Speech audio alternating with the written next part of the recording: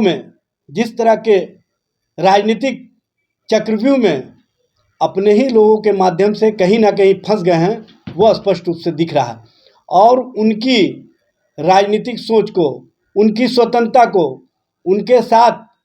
जिस तरह से व्यवहार किया जा रहा है, यह स्पष्ट रूप से दिख रहा है। इसी कारण वो दबाव में है, और दबाव में आने के कारण वो तरह तरह की बातें कर रहे हैं। नीतीश कुमार जी चाहे जितना भी तेजस्वी जी या उनके परिवार के संबंध में कह लें, तेजस्वी जी ने स्पष्ट रूप से कहा कि मैं आशीर्वाद समझ करके उनकी बातों पर कोई भी, चूँकि वो गार्जियन है, हम प्रतिक्रिया नहीं देंगे। लेकिन एक बात सभी को समझ में आ जाना चाहिए कि आज नीतीश जी को 4-5 लोगों ने, जो उनके अगल बगल रहने वाले हैं, अपने राजनीतिक हित के लिए, अपने आप को राजनीति में बनाए रखने के लिए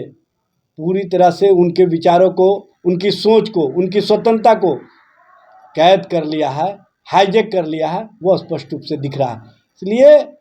आने वाले समय में बिहार और बिहार की राजनीति में नीतीश जी के साथ जिस तरह का व्यवहार किया जा रहा है, नीतीश जी के साथ जिस तरह से भारतीय जनता पार्टी के इशारे पर साजिश चल रही है, वो स्पष्ट रूप से सामने आ जाएगा। और किन किन लोगों की इसमें भूमिका थी, वो भी स्पष्ट रूप से सामने आ जाएगा। और इस संबंध में नेता प्रतिपक्ष तेजस्वी जी सारी बातों को अपने संस्मरण में